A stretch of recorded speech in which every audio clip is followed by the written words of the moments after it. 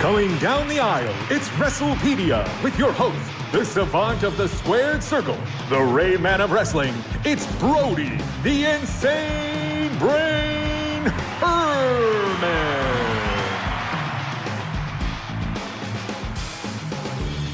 Welcome back to WrestlePedia with Brody the Insane Brain Herman, the savant of the squared circle, the Rain Man of wrestling. Yes. And I am known as the dad, mostly because I am, in fact, his dad. Quick word on Brody, in case you've never tuned in before. He's 18 years old, and he truly is a savant. This is an area of expertise that he has developed from the time he was in diapers. And despite the fact that you're only 18, you are familiar with every wrestler, every match, in every division, every manager, promoter, booker, announcer. Is that true? Yes. And you have a photographic memory and an audiographic memory, meaning that if you've ever seen something or heard something, you are very likely to remember it. Yeah. Is that a fair statement? Yes. So this makes the show a little interesting, a little different from anything else that you may tune into. We are releasing an entire season of podcasts at one time so that you have an opportunity to binge and catch up a little bit, get to know Brody, and be to witness the marvel that is his mind. And then we will release subsequent seasons that are really going to get into the weeds. Yes. I mean, this is not for a casual wrestling fan. If you're a casual fan, this isn't for you.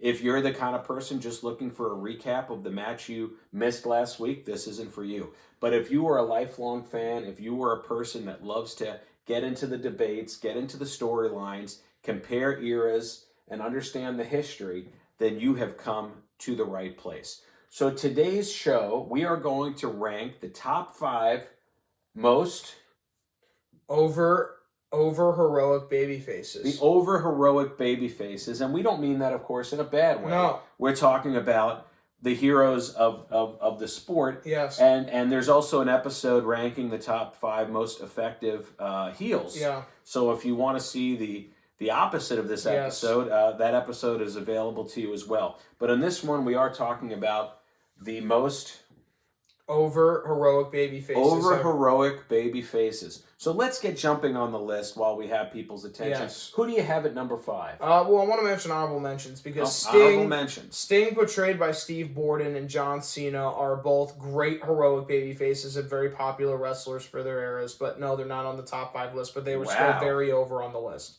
Okay, so they're not on the list. They didn't make the cut. And let me make it clear. The reason I forced Brody to give us a top 5, I think a lot of people do top 10s.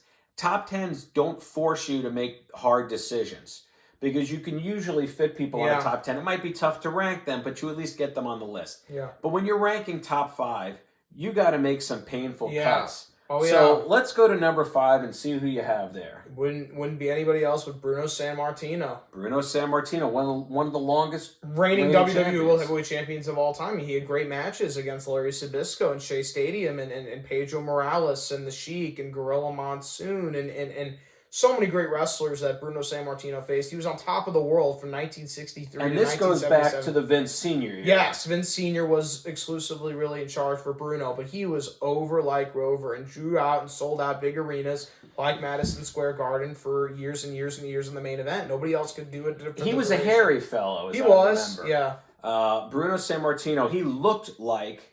And I remember seeing him when I was growing up. Yeah. And they had a lot of wrestling magazines back then. I don't know if they have They still those. do. Do they? Yeah. And but that was at a time where, because he was so well liked, you could not have him lose the title to another babyface. Yeah, you had to have him lose it to a heel. So ultimately, as I recall, correct me if I'm wrong, but Vince Sr. wanted to have Bob Backlund become the champion, but he knew he couldn't have Bob Backlund face Bruno Sammartino. Yeah. And that's when the era of superstar Billy Graham came into play. So he actually, and I've heard you say this on another episode, Vince Sr. basically told superstar Billy Graham, this is the day that you're going to win the title. Yes. This is the day you're going to lose the title to Bob Backlund. Yes. That's how far in advance he knew exactly what he wanted to do. He was a very far thinker, the McMahons are. So Bruno Sammartino and obviously Vince Jr. Right along the same lines. And back then, one of the biggest changes between the Vince Senior era and the Vince Junior era was the length of your championships. Yes. I mean, Vince Senior had long-running champions like Sammartino and like Bob Backlund. Yeah. And when Vince Jr. took over, it started out that way. He kind of fell into that at the beginning with Hulk Hogan. Right. But then everything changed after that, and he realized we don't want to give so much leverage to one guy. We want to give a lot of different people a chance to be a champ. Right, to have more different main events, since wrestling fans want different, and that was part of we talk about different than boxing, because Vince realized that with boxing, that the way we're going to be boxing is not have long reigning champions like they do. We are going to have different main events, and so everyone has to keep tuning in. And just do a few pay-per-views, but for every pay-per-view. I think it was also important. He wanted to have full cards, where even the undercard matches featured former champions, right? So that every match felt like you were seeing somebody, and you want to tune in every pay-per-view. And I think it helped keep the cost down. Sure, because a guy like Hulk Hogan, when he held the title for 6+ years or however many years he had it, he had a lot of leverage. Yes, and he could have commanded a lot of money. But once we got to this era where you could have rotating champions, it really prevented any one of them from putting their foot on Vince's throat. Right. So anyway, that's Bruno Sammartino at number 5. Who do we have at number 4? Well, you can probably smell the one. You can smell the one I'm cooking for number 4, and that would be The Rock. The Rock at number 4. Yes, he's very popular. I mean, come on. I mean, in 1998 1999 when he turned babyface on the corporation, which we talked about in our babyface turn episode, The Rock really launched his career as a superstar. I mean, this guy was prefaced. He was going to be a guy. He was somebody because he did well on Saturday Night Live before, he was really a star. I mean, he was emerging already. He was emerging already. He had a lot of charisma. He had a following. Charm. He had the look. But not at the beginning. Everybody. Not at the beginning, but once when he really separated himself with his great mic work and really could rally the fans behind him, The Rock became a star, and you can see it on the Hollywood screen. He is a star. He is the biggest Hollywood star ever to come out of wrestling. Yes, of course. I mean, a lot of big films, and you know what I liked him in was Moana, where he actually gets to sing a pretty complicated song in that movie. He does a heck of a job. He is singing. He can cut a promo. This is why I'm surprised he's only coming in at number 4. Yeah. So let's move to number 3, because now I'm really curious who could be coming in higher. Who is number 3 on the list of the most...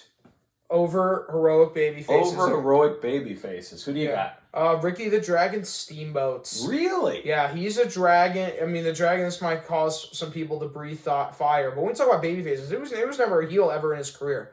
Ricky Steamboat was a babyface for his entire career. The most underrated wrestler, in my opinion, ever. He worked with every big-name wrestler ever. He was an Intercontinental Champion in WWE. He was a WCW World Heavyweight Champion in my favorite wrestling trilogy, Ricky Steamboat versus Ric Flair, and we're going to go over that trilogy at some point because it's phenomenal. Ricky the Dragon Steamboat, when you talk about baby faces, there was never a moment when he was ever booed.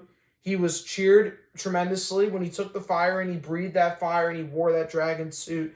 And when he came out with his kid and his former wife, and Ricky came out and he was a babyface, everybody got behind Ricky Steamboat. He was a babyface wrestler that every heel could work with in a main event role, even though if he was champion or wasn't champion. Ricky Steamboat is the epitome of a good guy wrestler and what a good guy was. And yet he only comes in number 3 on the list. So I am really curious now. I mean, you've sold him to me pretty good. Yeah. So now you're going to have to sell number 2 to me. Who do you got? Oh, hell yeah, it's Steve Austin at number 2. I mean, when you talk about popular wrestlers of all time, it was Steve Austin. This is the guy that got saved WWE from WCW. I mean, he was so popular as a wrestler that he saved WWE from WCW. He did launch a lot of merchandise. Yes, I remember there was an explosion of merchandise. Yes, Austin 316, he drank beer, he was against the boss. Everybody can relate them hating their boss, and Steve Austin hated Vince McMahon.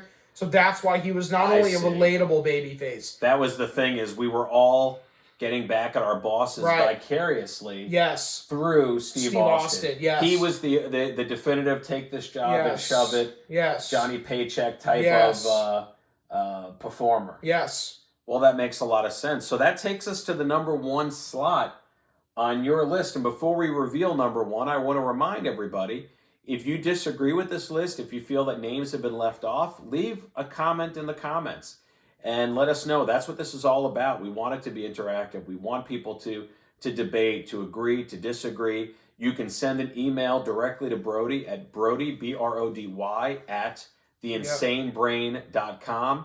And if you've got anything to say on this, or if you have ideas for other topics, that's where you want to send it. And so with that, let us go to the number one, the most over-heroic babyface. Over-heroic, I don't know why I can't remember that. The most over-heroic babyface in the history of professional wrestling. Who do you got? Of course, you're going to want to say your prayers and take your vitamins for number one. It's Hulk Hogan.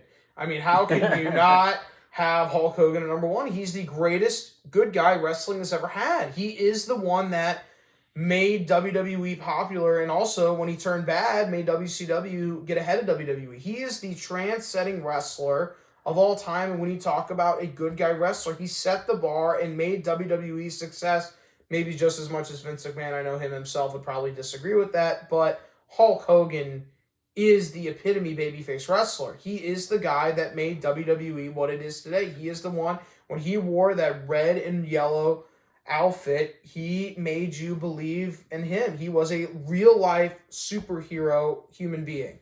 Well, and this is probably explains why you asked me to cut my beard down into this Hulk Hogan, Fu Manchu, horseshoe type of mustache, Hogan which, sported the Fu thank Manchu. God, it looks fabulous on me.